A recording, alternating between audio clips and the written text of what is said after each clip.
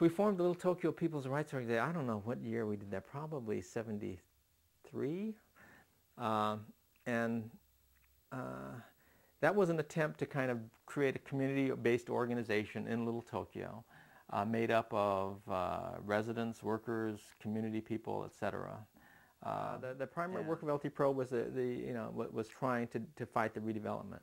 So our primaries were trying to save some of the hotels that were there, try to save the Sun Building, fight for the cultural community center, and also for senior housing. So we kind of worked for. So we actually were for the redevelopment project because we wanted to see certain things happening.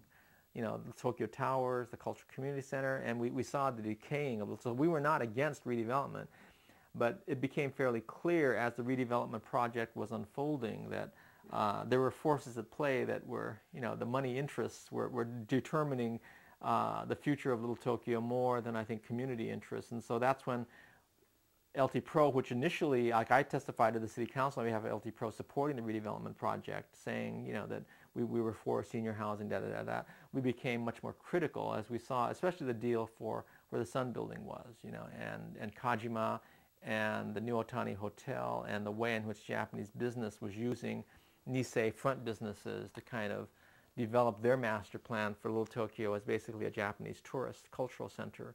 And this was kind of during the height of kind of, Japanese monies and things like that. So, they were tearing down hotels that many people lived in. As you know, Little Tokyo was one of the areas where there was relatively affordable single residence, single occupancy kinds of residential places. They're kind of scary places if you visited the Allen Hotel, and they were not, real luxurious living, but they provided housing for people and people that otherwise didn't have a lot of alternatives.